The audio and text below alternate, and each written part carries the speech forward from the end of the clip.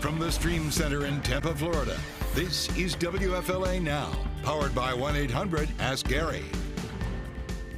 Which major sport has the best golfers? Excitement is brewing for the inaugural Pro Cup on Copperhead Course at Innisbrook on December 9th through the 14th, bringing the best former and current professional athletes in all four major sports to have the ultimate bragging rights. I'm Brooke Bennett, three-time Olympic gold medalist, joined by my co-host this time, JB Buno in the Stream Center. It's good to have you back in the Stream Center, Brooke. Really excited, of course, to be talking about this event that's coming to the Tampa Bay area next month. And part of this showcase of athletes from the four major sports is our featured guest joining us from, I believe, New Mexico, he told us, joining us in the Zoom room, Hockey Hall of Famer Jeremy Roenick. And let's actually start there with the fact that Jeremy is the one of the latest inductees into the Hockey Hall of Fame. So we're just going to hit the applause sound button here to welcome Jeremy to the Hockey Hall of Fame. And, of course, we're going to be welcoming him to the Tampa Bay area next month for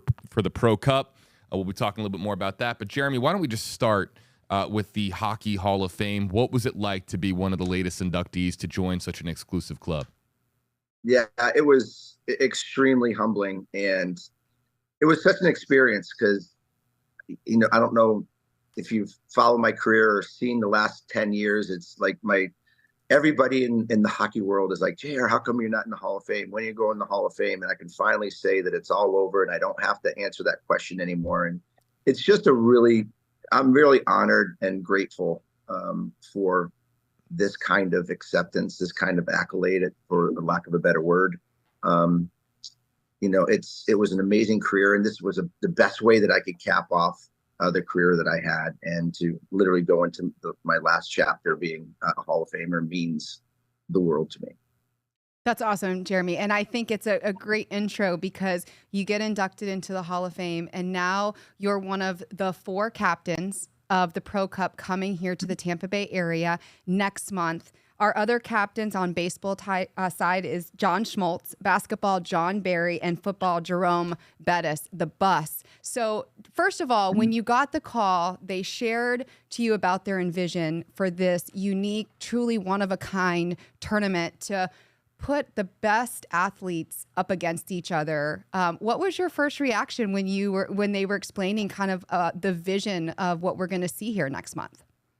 Number one, I'd say it's about time. I mean, I've wondered when something like this would pop up, because in the sports world, no matter if you're baseball, football, basketball, or hockey, we all have one thing in common. We love golf because we get away from the trials and tribulations, the physicality, the competitive level that we have in our own sports to go out and play golf, where we also love to compete. And there's a lot of great golfers all across the major sports. And this should have been done a long time ago. But this group, the Pro Cup, have really cornered, I think, the best of the best in each sport, bringing high-end talent and high-end golf with high-end celebrity status, so to speak. There's Hall of Famers strewn all through all four sports that are going to be there in Tampa next month. So, Brooke, the event will probably let's go over some details, because Jeremy is going to be coming to the Tampa Bay area, of course, next month to participate at Innisbrook. I think you have the dates here, right? It's December 12th through the 14th. 14th, and then there's some pre-event. There's going to be media days leading up to it. I think stuff is going to start rolling out around the 9th. And then towards the back end of that is going to be the full-on tournament, which, Jeremy, let's talk about making up the team. And you're talking about, you guys love to play golf. Unfortunately, I didn't get that itch. I'm learning more about golf. I say I'm a little bit more on the putt-putt side, or I just like to smack the ball. That's I don't okay. know. But I'm excited to be out there. I'm excited to see you guys on the course. You guys are making up your own teams.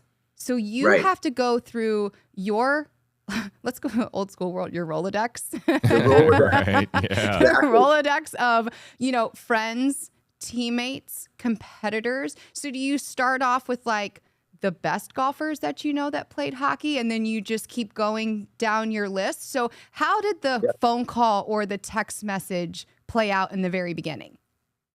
So it's kind of interesting. I'm very good friends with John Schmaltz, and he's one of the major guys behind this whole idea with Tom Etzel and the group.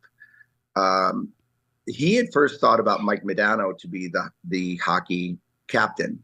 I was the second call that John Schmaltz made.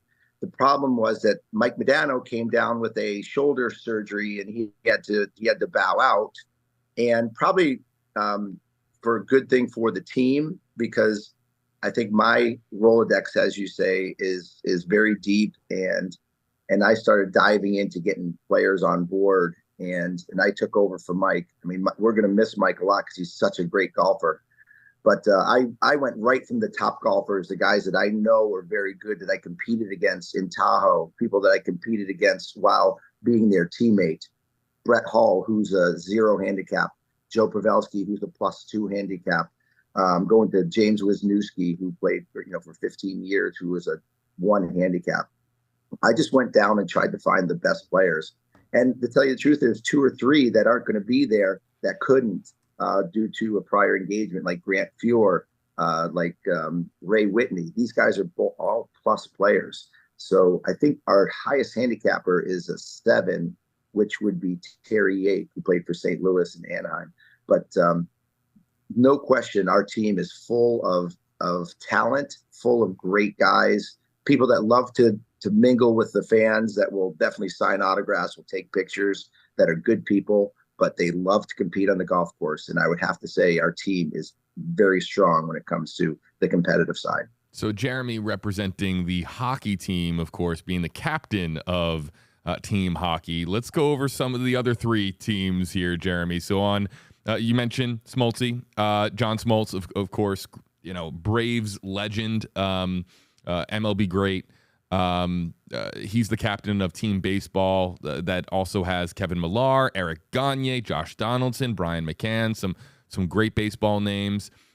Team basketball captained by John Barry. It's got Ray Allen on it. I know Ray Allen's been an avid golfer for many years. J.R. Smith, who I think went back to college, if I'm not mistaken, to actually compete in golf. He loves golf so much. Tony Kukoc, Danny Ainge, Byron Scott on that team. And then team football, as Brooke mentioned, the bus, Jerome Bettis, Mark Ripien, Patrick Peterson, Dwight Freeney. I mean, there's some big names that are going to be part of this. But I got to ask you, Jeremy, which of these 3 teams scares you the most? Because I'm looking here, and there's a lot of talent on these squads.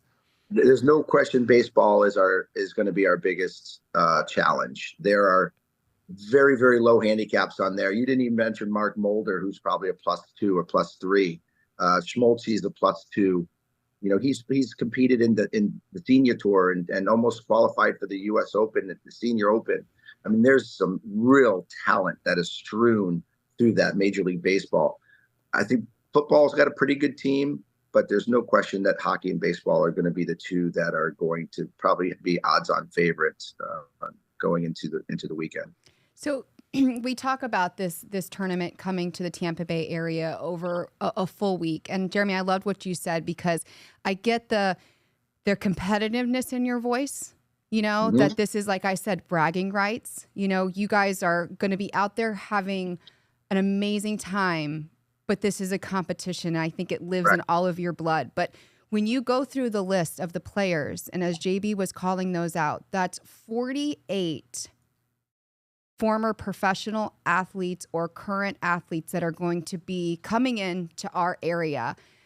And you said signing autographs, taking pictures. So this is full on for the spectators. Y'all are going to be out there having a great time. So we want to encourage the Tampa Bay market to come out and see you guys and play, because you want to interact with them. You want that fan base. And I'm thinking a little bit of like the traditional golf, but as the non-golfer, and I love Happy Gilmore, you also want the excitement. All of you guys played in stadiums and arenas with fans and loud music. So this is going to bring a different atmosphere to what we're typically seeing at Innisbrook at the Copperhead Course. Yeah, it's a great point, because it is not a PGA tournament. Yeah. Obviously, we have very good golfers, but the PGA, when they're playing for big purses, and they can't stray away from being inside those ropes and what they're doing on that course. For us, what makes it so much fun for us to to have a tournament that is created almost like a PGA style event, which for us as other athletes, we love to be able to compete in the sport that we watch on television, that we idolize how the pro golfers. And in order for us to have an experience like that with the ropes, with the fans, we have to engage with the fans. We have to give them autographs. We have to have fun with them. We have to let them get close to the personalities, ask questions, have conversations, sign autographs and all that stuff. So we will be very engaged in that atmosphere. Also knowing that we're competing, and there will be a lot of banter back and forth between each player versus player, and even amongst the teammates. You got to remember, we are two-man teams for the first 2 days. If Brett Hall hits a bad shot, I'm going to give him a bunch of crap, and there's going to be some banter. It's going to be a lot of fun to watch as a spectator because you're going to get closer. You're going to be able to have more of an experience with a Hall of Fame player or somebody that you watched in another sport, but we're competing outside of our element, right? Which makes it even more fun. It's going to be and I highly suggest fans come out and watch Thursday, Friday, and the final on Saturday, which will be 1 versus 1, 12 matches, which will be epic competition for people to watch and enjoy.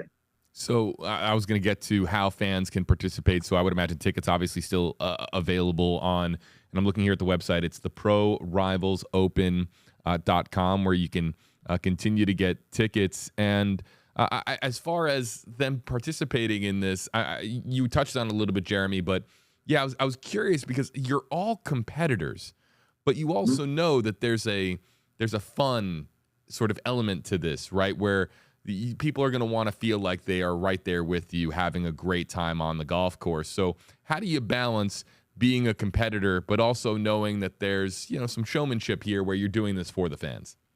Well, we also understand we don't do this for a living, right? We're doing this because we love the game. We love the competition, because the guys that are playing in this, we're ex-professional athletes. We still love to compete. We have that in our blood. And when we have these sort of events, the different personalities come out. But we also know that we appreciate people to come out and watch and support us being able to compete. And that's a very special feeling. And we know, because we've done a lot of tournaments in the past, and there's been a lot of different kinds of celebrity tournaments. We know there's a time when you need to make a shot and you need to bear down. But we also know there's a time to walk to the ropes, take a picture, have some fun with some kids, have a conversation, allow people to have that intimate experience, because that is what's going to keep the tournament going year after year is how much the fans really enjoy coming. Because just like anything else, you're not going to have a real good experience or a real quality tournament without the fans coming out and really support it. And we understand that as professional athletes, not professional golfers. Yeah, Jeremy, and I have to bring up the point as Olympian to Olympian. I want to make sure that our viewers know that you too are a two-time Olympian competing in the 1998 Winter Games, and then also going back in 2002 in Salt Lake City as a silver medalist. So question, you look at your career collegiately, professionally as an Olympian representing Team USA, and then now considering yourself once an Olympian, always an Olympian, an inductee into the Hockey Hall of Fame, but you're getting to continue kind of what your legacy is and what you've brought to hockey, and you're doing it by way of golf. How do you wrap all of that around? Like, how do you wrap it around in your mind of everything that you've accomplished, but then what you're getting to continue to do? Like you said, this tournament should have happened a long time ago, but now it's happening, and it's keeping all of these amazing athletes, like I said, 48 athletes, relevant role models in the community from where you live or coming into the Tampa Bay area. Having lower expectations. That's the best way that I can say it. Have lower expectations for our athletic prowess, I guess, and be humble. Understand that we're not professional golfers, but we are very good golfers, and you will see very good golf being played and that competitive side to us. So we still have reputations, and the reputations of how we played, whether it's on the field, on the court, or on the ice, are going to be how the people watch us. on the golf course. And I think they will see some of that competitiveness come out, but they'll also see the kindness and the gratitude, and to tell you the truth, the gentleness that you will see from a lot of these players in a social setting. I would not want to try to tackle Jerome Bettis, the bus, on the field and looking at his face coming at you. But you get on the golf course, he's got this big old smile and he's got this big old hug and this great attitude, and he's just so kind. You get to see that part. So bring down the expectations, but also understanding that we're there to compete. We're there to have a good time, and we're also there to raise money for charity, which we all should be very excited about doing. Yeah, Jeremy, and I want to bring that up. Thank you, because I know we're short on time, and we want to make sure that you get on with the rest of your day. So we talk about the Pro Cup, and this is the inaugural event, and there is conversation that this is going to continue. It's going to expand across the country, but the local impact that the Pro Cup is bringing to the Tampa Bay area is obviously near and dear to my heart with CFY Pinellas as the youth nonprofit organization where we fund youth athletics, education, and water safety here in the Tampa Bay area in Pinellas County. So, Jeremy, knowing that there's that tie, knowing there's that the nonprofit give back, how important it is for you to see kids continuing to be involved in youth athletics and the exposure that it gives them, even if they don't follow in the footsteps of me in swimming or you in professional hockey or anything. How important and what is the value that we're bringing to the area and to these kids today to have that exposure? I think it's one of the most important things in a young person's life, because sports brings so many different very important life lessons. Number one, you learn how to be a good teammate. Number one, you learn to have a work ethic. You understand sometimes it's about losing and understanding what losing means, understanding what being a good winner is, having a competitive level where you understand that it's going to be hard. The health aspect to it. We all know that our country is one of the most obese countries in the world, and it's because there are kids that are not out on the field playing sports. They're not in the gym playing sports, and regardless what the reason is, whether it's money or whether it's a lack of ability or just having the resources to do it. For a charity like CFY to be able to do something like this, to allow a child to play a sport that they probably maybe would not be able to, is priceless, because it's good for the health. It's good for your mind. It teaches you how to be responsible, and going into adulthood, you have to understand that you're going to lose sometimes, and it's going to be tough. And when you learn these traits early in life, it builds you and gets you prepared for a lot of things that you are going to go through in adulthood. And sports has taught me that, and it's taught me to be resilient. And I'm so happy that we have chosen CFY to be our local charity. And hopefully a lot of kids benefit and play sports that they never thought they would play. And who knows, they might be the next professional in that sport, or maybe a future Hall of Famer. You just never know. We always have to help kids dream and have goals, and they can't do that unless they get involved. Big part of what, of course, makes this event special, right? We're so excited, of course, to see all these big names come to the Tampa Bay area, including team hockey captain Jeremy Roenick, who will be at Innisbrook competing with team hockey. Jeremy, we'll get you out on this. Aside from, of course, you predicting that team hockey is going to emerge victorious here in the Tampa Bay area, give me one bold prediction, maybe a name or a bold prediction for yourself, something that may or may not, something that you think is going to happen when, of course, all these names descend on Tampa Bay in December.